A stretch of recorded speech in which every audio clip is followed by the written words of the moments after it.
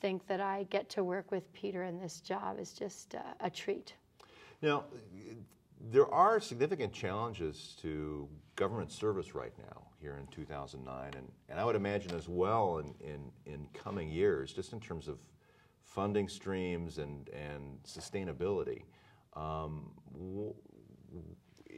Is that part of the mix of the challenge that you see in the coming months and years in your service with the library? Oh, for sure. I mean, this is huge for all public institutions. And in a very real way, as a society, we are really asking this question about what is our commonwealth? What do we believe in? Do we support? What do we support in terms of our collective life, and to what extent? And libraries are a part of that debate. So it's tough times, and it's not just, you know, this year. So it really is about how do you navigate this over the next many years? How do you really start thinking differently about how you deliver service in the community, in library buildings? You know, it's just not a question of doing something differently for 1 year. It's very fundamental, and there's a lot of pain in that. There are also some possibilities for dealing with the big changes that are coming about because we now live in a digital age that maybe we haven't stepped up to quite as quickly as we should have. So give a viewer an example of one of those challenges. What do you mean? Well, for example, on any given day, the library that is used most frequently is the e-library. It's the website, if you will. And I think we do not think about it that way in the library world as much as we should. We have... You mean as a specific space that people are using for vital information? They're using the web, yeah, as opposed to a physical library. It makes us think differently about the web and how we use it, and differently about the physical spaces and what they're all about. Because the relationship between access to information and physical space has really been severed. You don't have to go to a physical space anymore. Most people don't. Many people still do. But it requires that we think differently and creatively about how we're delivering service in the community. Can we do more? We were just talking about this on the way over, and the extent to which you all have really helped facilitate online learning through library sites.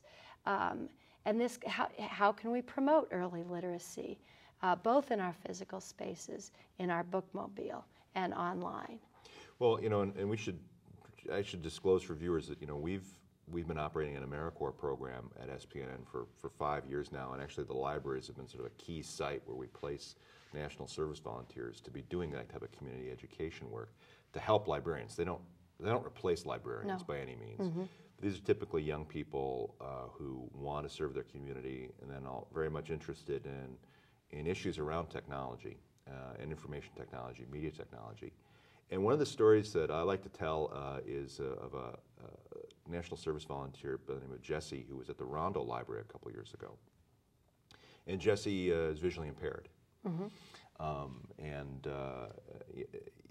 If you go into a library very often, you know, you think about this. You don't actually think about this if you have no visual impairment. You know, it's a visual media.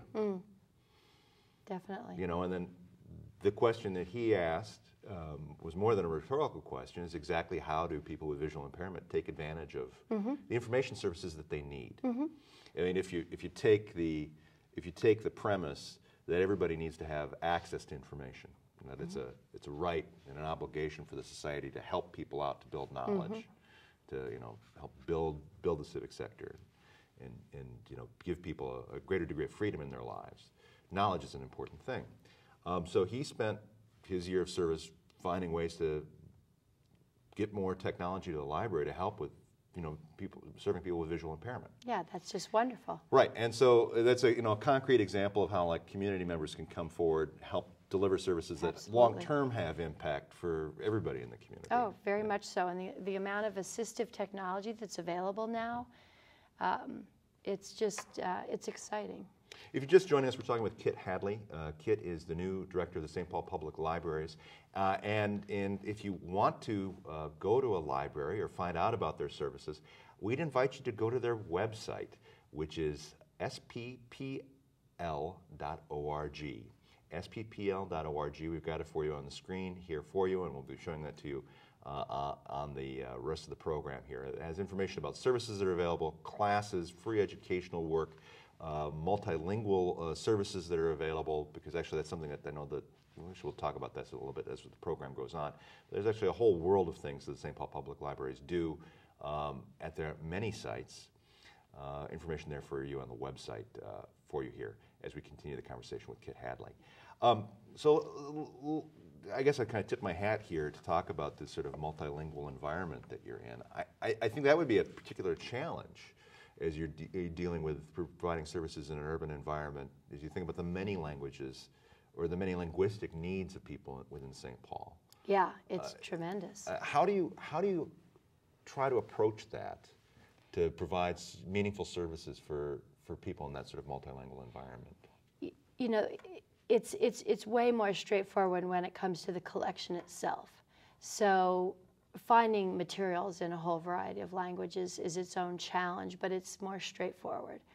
I think the real challenge is how do we try to provide more of the kind of teaching and instruction in multiple languages, and I think no library really has that solved, and there's a lot more that we need to do about that, and the question is how can we really partner with others around that? Because you can't go about the approach of trying to teach a librarian 8 languages to be able to serve the 8 linguistic groups in a neighborhood, for example. This is not realistic. Now, there are ways. I know St. Paul has used volunteers to do bilingual story times. I think other library systems have used kind of temporary, very part-time, few hours a week folks from all different kinds of language backgrounds to really help do bilingual tech classes and bilingual story times and bilingual kind of instruction to parents about how to read to children. So I think there's some models out there that we could look to try to expand more what we do in this area. Has the library system seen any changes in use patterns with these tough economic times? I mean, has demand gone up? Absolutely. I mean, it's really the paradox of hard times, which is that number of visitors is going up, participants in classes is going up, circulation is going up generally speaking. And what we have heard just anecdotally from some of our staff recently is the number of people coming into the library saying that they have discontinued high-speed internet access at home for budget reasons. And so it's very, very basic and very essential for people to have free access to the internet. So they've been using it for email, job search, job applications. You can't apply to an entry-level job except online. I mean, nowadays I've actually heard of employers who are using texting in the employment, in the hiring process. So I mean, the extent to which technology is absolutely transforming this world very quickly. And the need for everyone to have access to this tool is really essential.